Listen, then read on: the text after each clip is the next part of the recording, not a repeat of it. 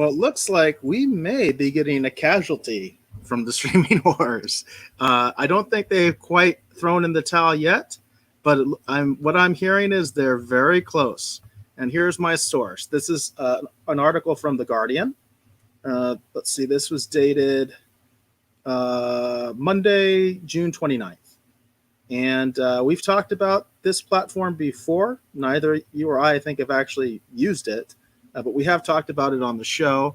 I don't think we were terribly impressed, and it sounds like that seems to be the consensus right now. So the headline reads, "The Fall of Quibi.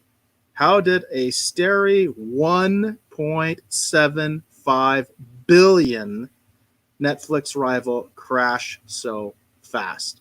And by the way, I'm not sure if I agree with this, because we've done some coverage on Quibi before, and I don't think they were ever really meant to take on Netflix. In fact, I think they kind of had a somewhat unique approach, in that really what they were taking on was YouTube.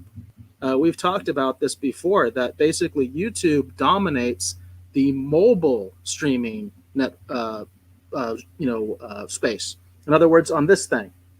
So if you watch a lot of videos and stuff like that on your phone, everything that I've read tells me that you're probably using YouTube. Now, at this point, you might be using like TikTok, because I know like my kids love TikTok. So those things are really popular on the phone. So Quibi was actually meant to compete in that space, which we talked about months ago in a previous article. YouTube completely dominates that space, way more than even Netflix. I mean, they just completely dominate it. Nobody comes close. So it's interesting. I think that the article is a little bit misleading, you know what I mean? But it says Jeffrey Katzenberg's short-form content platform has struggled to make an impact, with bad reviews, lack of interest, and legal issues swirling, which is interesting. So apparently they were even having legal problems. So what this article talks about is they had a 90-day free trial for this platform, and it kind of exploded. In terms of that 90-day free trial. But now it looks like with that 90-day free trial over, people really aren't staying. And it's just crazy to me, because they got so much money to do this platform. And I think for you and me, Dave, this was like a non-starter to begin with. I don't think you and I really ever had that much interest in this. Yeah, there was nothing on Quibi, whatever they want to call it. There was nothing on this platform that really caught my attention. And the idea of it being sort of quick bite content, 10 minutes or less, like you said, there's tons of that stuff already on YouTube. So you have to really be producing terribly, terribly entertaining, interesting content, to really pull people from YouTube, or to get them to consider, and it's weird too, because YouTube did a pretty amazing job of shooting themselves in the face at the same time that Quibi was launching. So, unfortunately, this doesn't take off with people. And I think it's, at the end of the day, it's just like everything else. It's all about the quality of the content, and it's about what you're doing. And well, it's funny, because this talks about the content. Like you said, I have it highlighted here. These are supposed to be quick bites, hence the name Quibi, QB, whatever that's supposed to be. By the way, I think that is one of the problems with it. Is like, I don't even know how to pronounce it. These are supposed to be 10-minute or less clips. It says they had a Joe Jonas talk show. They had a documentary on LeBron James' I Promise School, a movie with Game of Thrones Sophie Turner surviving a plane crash. They actually had a movie on this thing. It was a 10-minute movie. By the way, I don't understand how that works exactly. And it was all straight to your phone. So, you would think that maybe that would bring some people in.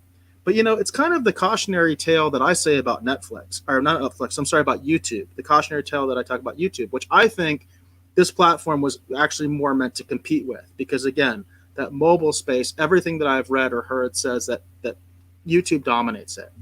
It's kind of funny, because we talk a lot on our show about how YouTube seems to kind of be pushing away a lot of the independent creators that built the platform.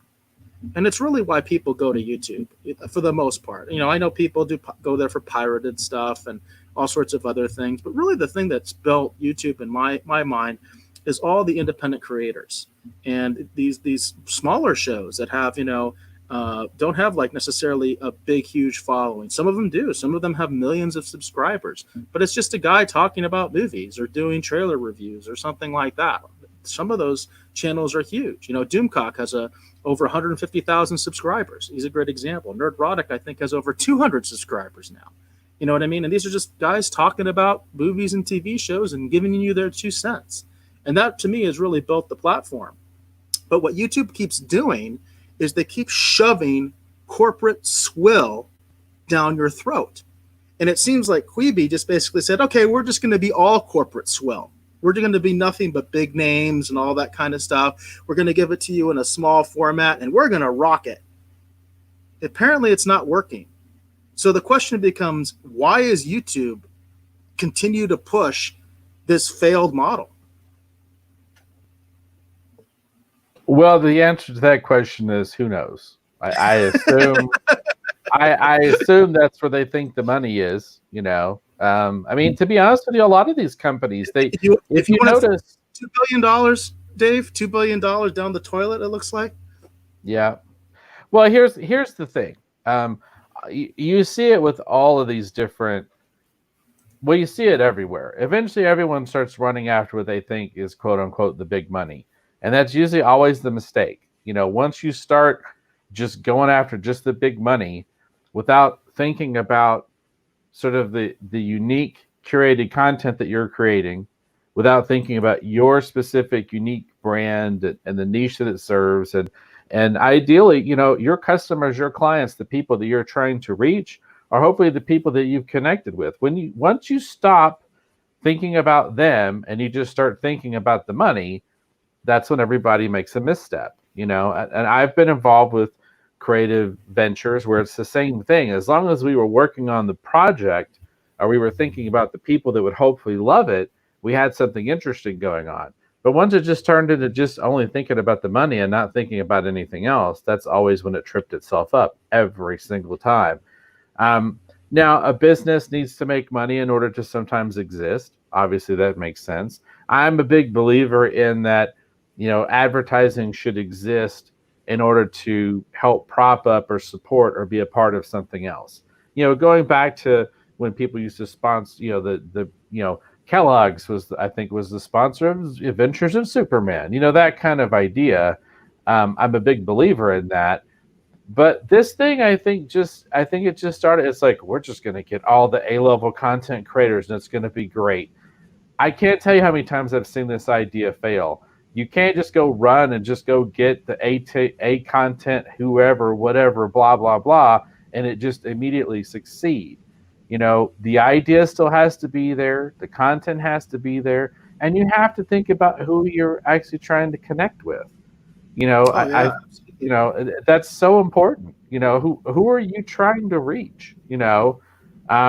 Just throwing money at something doesn't always work.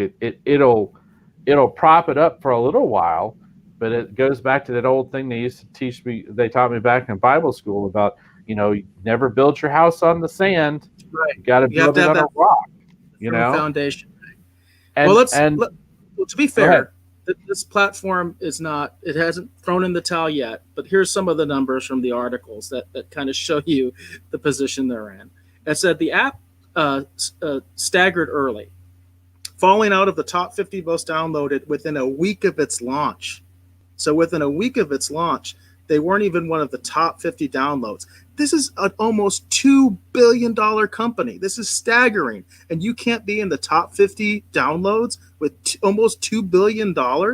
It said it only attracted 1.5 million active users by the end of May. And that's according to the Wall Street Journal. That's compared to, say, like Disney Plus, which has 50 million subscribers. Because Disney Plus is a good comparison because we're talking about similar time frames. Disney Plus came out earlier, but it's still it's still considered one of the new breed that's, fighting for Netflix space, right? They launched in December 2019. Netflix, by comparison, has 183 million global users. I mean, so this is staggering. Now, it says most of those users were on the service's free trial, which I talked about earlier, which ends this month. And it says a subscription, because this is not ad-based. That's important to remember. This is a subscription-based service. It's $4.99 a month, but you can get an ad package. I'm sorry, that's $4.99 a month with ads, which, by the way, I think folks know I hate that. Like I hate paying for ads. I just can't stand that. So it's $4.99 with ads, $7.99 without ads. And just right there, it's like, why would I be doing this when I can go to YouTube for free? Well, this goes back to that idea. I mean, it all comes back to content. I pay for CBS All Access, and I pay for the service with ads because I love Star Trek, and that's where a lot of the Star Trek is. Now, if CBS All Access didn't have Star Trek, would I be paying for it? I don't know. Maybe not.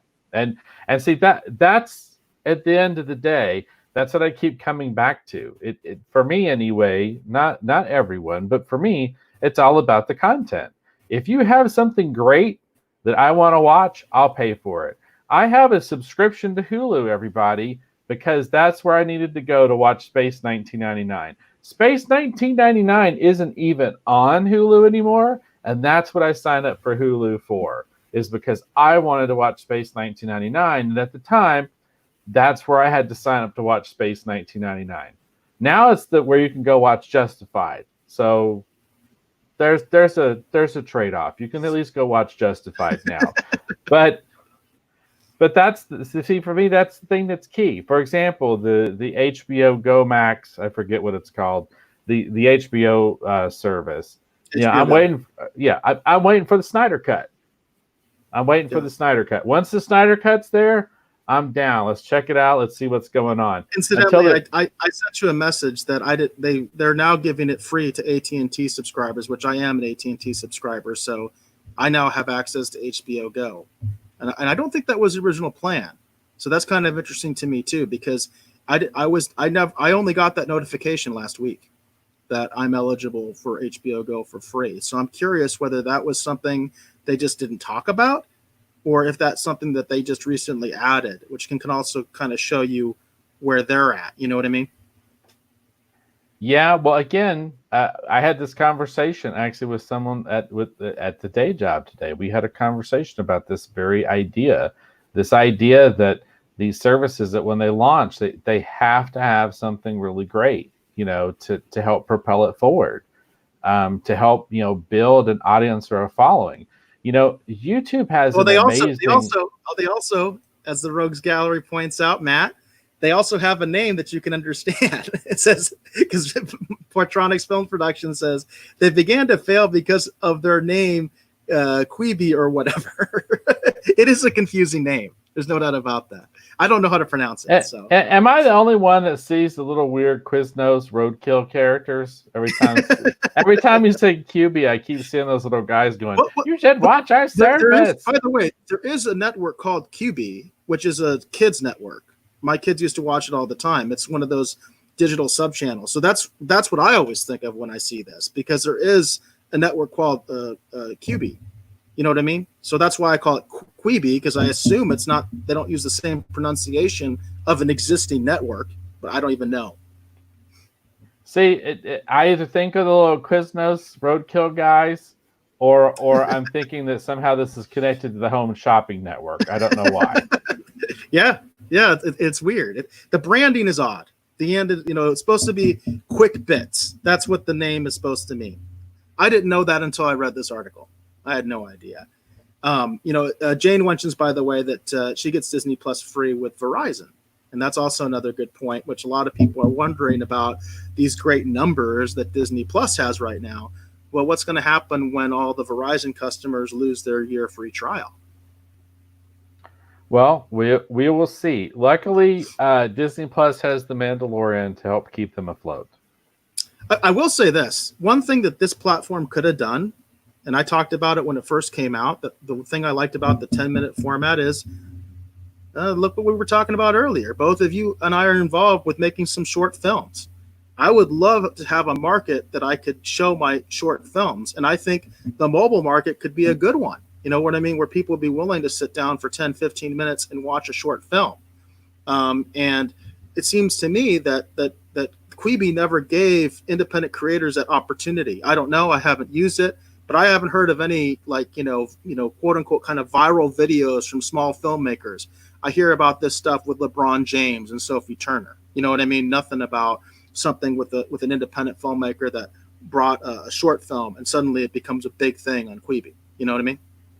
Well, and you could take that concept even further. It's like, why didn't they try to court some of these people that YouTube ran off? Why did they try to court some of these, mid-tier in terms of viewership numbers, not content, mid-tier, creators that have a little bit of a platform on YouTube? Why not give them a little bit of a platform on here and then mix it up? Maybe you've got some independent film stuff. You've got some, YouTube not just personalities, but I'm talking about the really interesting. You know what I mean? Not the PewDiePie or whatever the hell it's called, but like some of the people who are doing the movie discussion shows and whatever. Get some of them actually on your service, and then have your Sophie Turner and your LeBron James. I can answer that question, because the people that are going to give you $2 billion don't care about any of that stuff, because they're very short-sighted. You know what I mean? They want the big name. You're not going to get $2 billion talking about those kind of outlets. That's just the reality of it. I think those kind of people are very short-sighted, and you see it all the time. They're willing to waste their money on this stuff because they're hoping it's going to be the next big thing. We're going to rival Netflix. Yeah, right. You know what I mean? Because we got LeBron James. We got Sophie Turner. And they had others too. I know. Actually, I think the one that actually caught my attention was they were doing another season of Reno 911. That actually did catch my attention. But it wasn't enough for me to subscribe to it. And yet, you can hear the money circling the drain. There you go. And Portronics Film Productions mentions it's time for us to create just that. And there you go. The gauntlet is thrown, Dave. We need to create our own service that we can do, short films and things like that on. Well, I don't have $2 billion. I've got $20. So. Hey, you got to start somewhere, right? You got to start somewhere.